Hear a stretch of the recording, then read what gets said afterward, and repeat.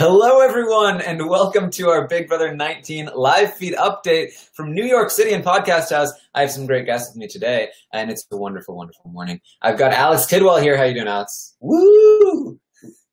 Also joined by Matt Liguori. How you doing, Matt? Very good. Very happy to have Alex here.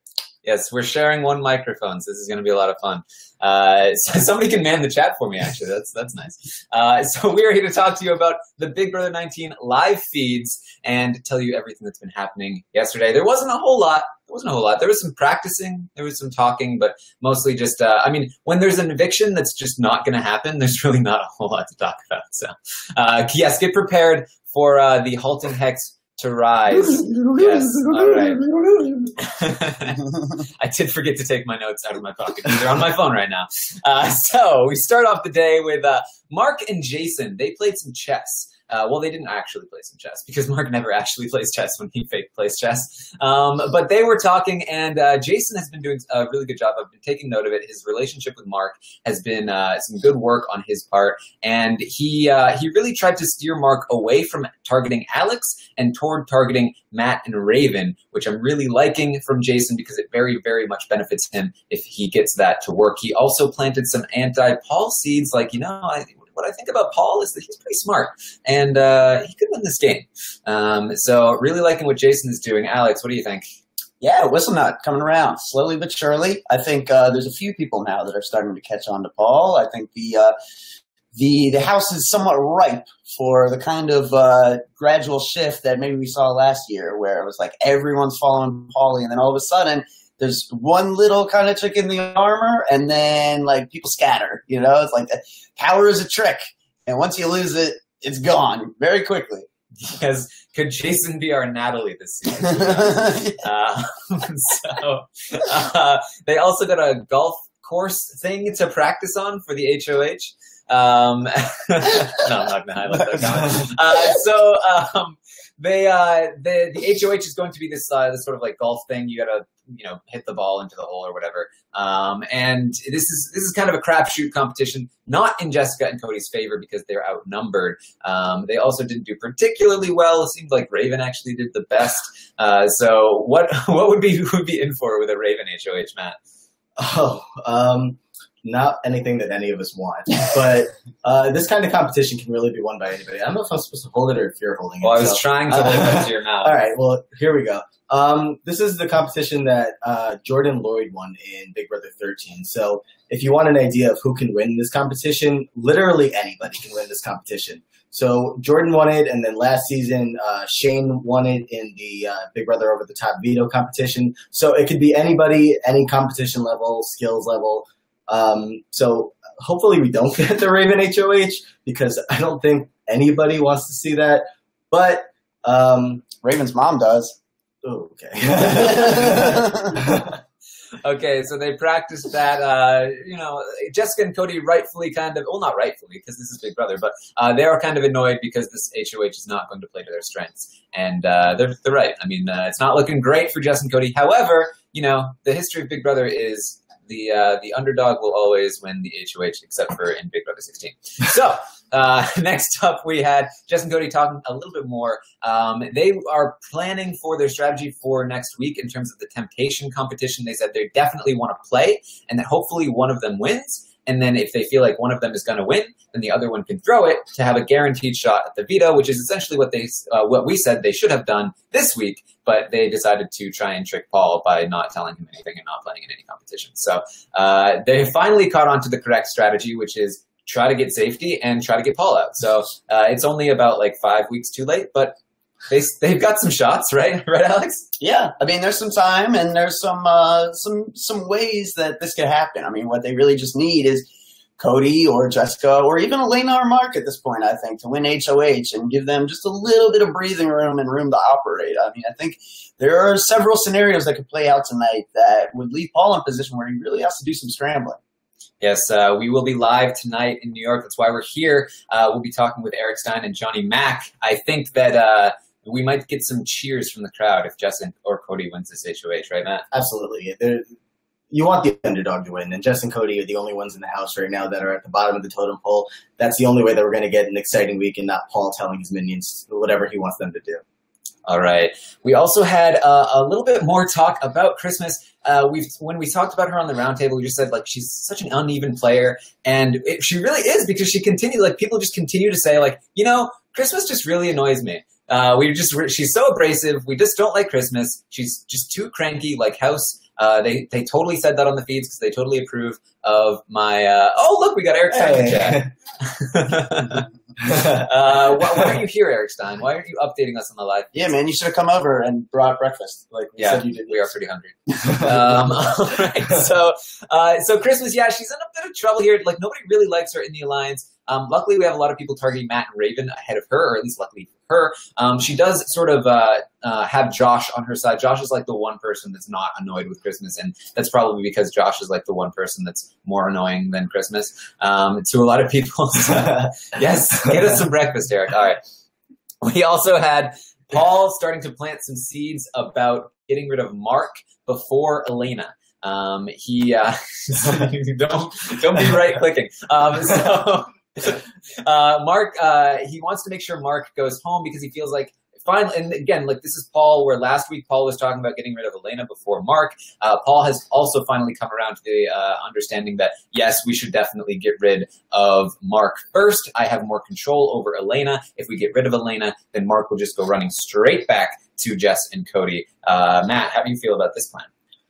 Mark is definitely the one that's more likely to go with the Jess and Cody side. And Paul's 100% right that they can bring Elena in. Elena's already separated her game from Mark as much as possible. So Mark winning HOH is not good for the Paul side. But if he does win HOH, it'll definitely be an interesting week to see what he decides to do. Yes, and we also had Jason kind of playing the other side of things because, as I mentioned, Jason has a pretty good working relationship with Mark. Jason, I think, would prefer to see Elena go first. And interestingly enough, Josh also would prefer to see Elena go first, despite how beautiful he thinks she is. We might have a Delilah situation on our hands. I don't know. But that's the sort of internal conflict right now. And this is still only a backup plan. They still plan on getting Jess and Cody out first if they can. But, of course, there's a lot of safety and immunity to be played next week, so they need to have these backup plans in the works. Alex, continuing to right-click instead of a left-click. We also had Christmas. Like I said, Christmas and Josh, they have this good connection. They sort of reaffirmed their bond yesterday. They talked about how close they are. Josh said, again to Christmas, you are my number one. I don't care about anyone else. We are loyal to Paul, and we're going to show Paul that we're loyal. He's going to take us to the end, and that's going to be great. And they're both okay with that. They both trust Paul. There's very much three groups in this big alliance where it's like Matt, Raven, and Paul, Christmas, Josh, and Paul, and Alex, Jason, and Kevin and Paul. And all three of those groups want Paul in their group, and then it's just a matter of like, who do they want in their final five as well? And for Josh and Christmas, they said yesterday they want Jason and Kevin. Love those guys. They're even in that final five. I love it. They're not super happy with Matt and Raven. Raven has been annoying some people. They were pretty annoyed with how Raven handled the whole situation with Jessica. They feel like Raven took it a step too far. This coming from Christmas, who wanted to question his military experience. But they feel like she took it a little too personally, and they were kind of annoyed with that. Alex, how do you feel about this Christmas and Josh relationship? I mean, they're definitely very close. I feel like there's a lot of times where, you know, it's hard to necessarily say if something Christmas is saying is predictory in any way, because you might just be able to chalk it up to drugs still, but they're very close. That seems like a bond that really developed quickly to a degree that, like, I don't think that's going to be inseparable moving forward.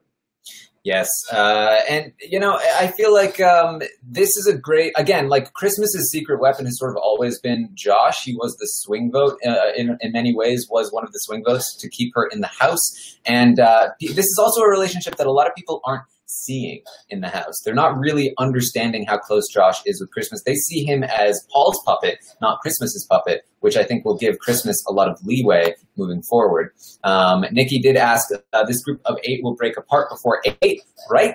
Absolutely. There's 4 people to go through. I think they're probably going to want to take Jess and Cody out first if they can. But if they can't, here's the thing. If Jess and Cody get immunity, maybe they take out Mark, and then the next week there's more immunity. We could easily see them start to turn on each other faster than they may be anticipating. Luckily for Paul, he seems to be pretty well insulated in terms of that.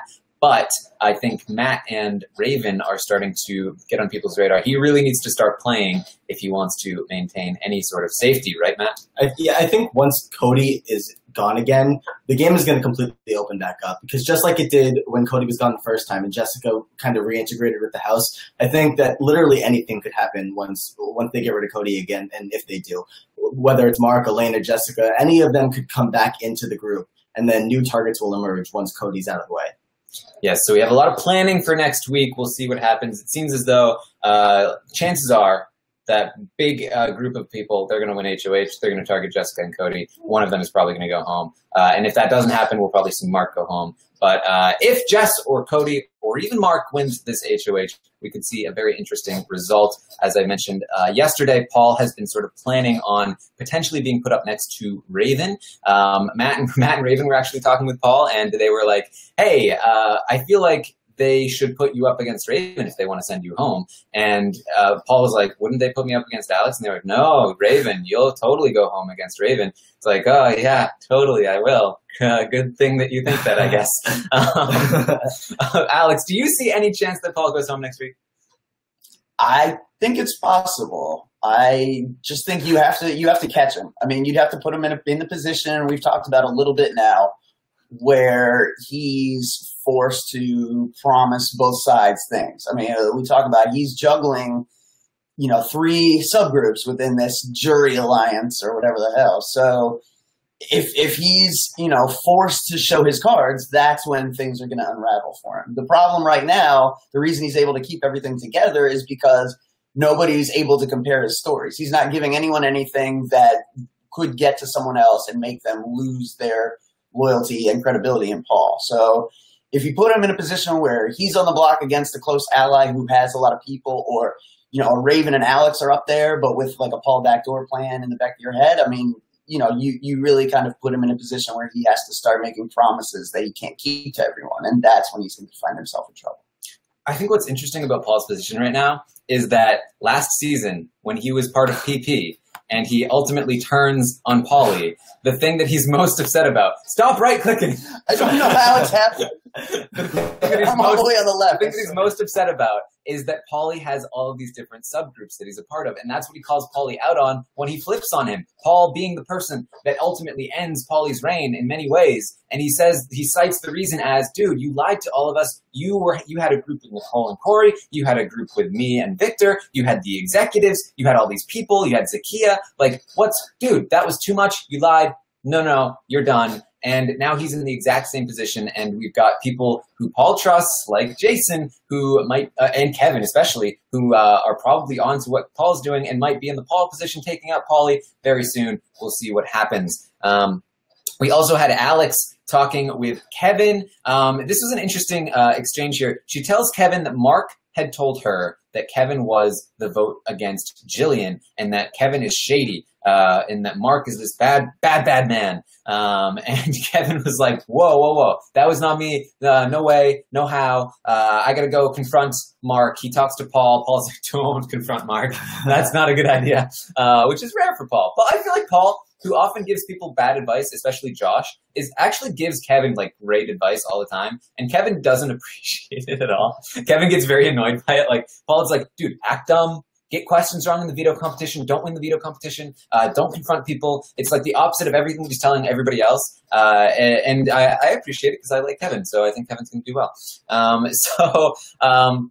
Alex then talked to Paul and said, look, the only reason I told Kevin that was because I wanted to get him angry at Mark. And I don't believe that Kevin was that vote, which she previously has believed that Kevin was that vote. But she hasn't talked about getting Kevin out in a few days. So maybe we're finally starting to see Alex turn around on Kevin. He hasn't really done anything shady in a while. So, I I want Kevin to not have this blind spot anymore. I think that his social game is starting to work on Alex, and Paul backing it up like there's no way that Kevin was that vote, I think is helping a lot. So, Matt, how do you feel about Kevin and Alex? It's amazing to me that Kevin has still managed to keep up everything that he's done under the, behind the scenes. He's playing a little bit like Paul in terms of just being sneaky, not like nowhere near as crazy and messy as Paul's game has been, but just the little things that he does and the little seeds that he plants here and there. And it's just like he's watching Paul and he's getting annoyed by Paul. Like you said, it's this 53-year-old man who's being told what to do by a 24-year-old punk. And he's not loving all the advice he's getting, but he's listening. And that's the smart part about Kevin's game. But it's just crazy that he's done all of this stuff. He took the $25,000, but apparently the $25,000 walked out the door with Ramses. And that's what the entire house thinks. So nobody's questioning him. Nobody, even if they think he was the vote, no one cares anymore. They just Kevin's fine.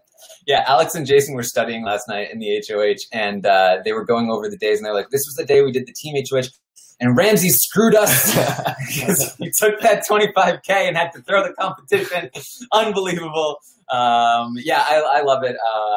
Alex, how do you feel about this group? I feel like Kevin and Jason in particular, I really love this duo. I think they're both doing really well. They're both in a really great spot. Nobody's coming for them anytime soon. They're actually, like I said, within this group, there's pairs plus Paul, and then there's this trio plus Paul, and they have the best numbers, and they have the least amount of people coming after them, which is pretty crazy to me.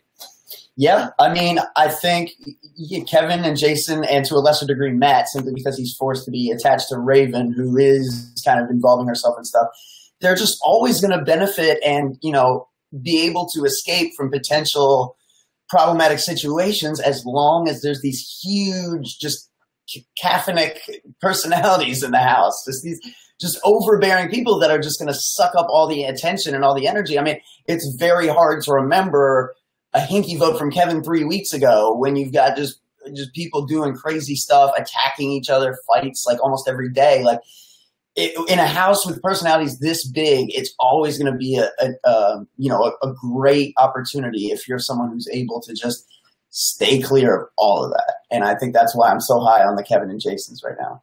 Yes, Niki points out in the chat that people who are on the outside at first are now in the best position. That tends to happen a little bit, especially if you play your cards right. We saw Vanessa kind of do that, snake her way into the inside. And, as much crap as we want to give Alex on occasion, her HOH week, despite how misguided it may have been in terms of trusting Paul too much, really, really did help her ingratiate herself with that big group. So props to them for that.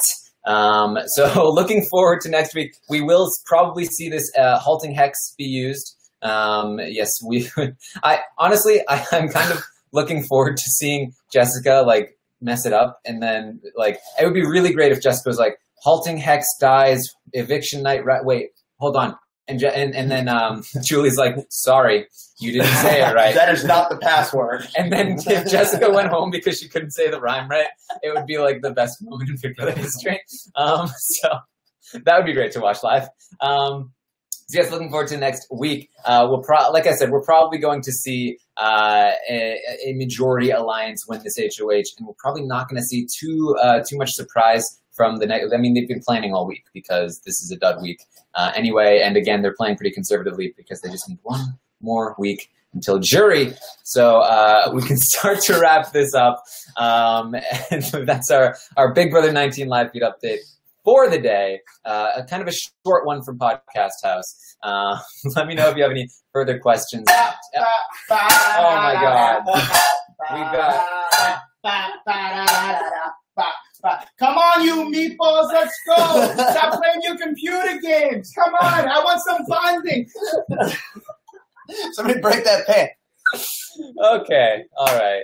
That's our little skit for you. All right, so thank you all for joining us.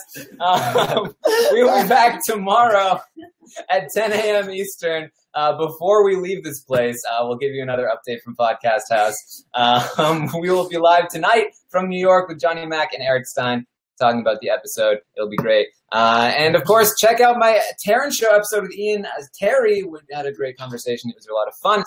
And I will be filling in for Rob Sesternino Sunday night, I believe after the Eastern Coast airing of Big Brother. Matt, did you have something to plug his power rankings? I got to plug my power rankings here. RobIsAWebsite.com. Go to the blog section. I did my power rankings this week with Colin Stone. some more great guests lined up for the coming weeks. So check that out if you haven't already, please. He pesters me to plug that all the time. All right. So thank you all for joining us. We will see you next time. I get that.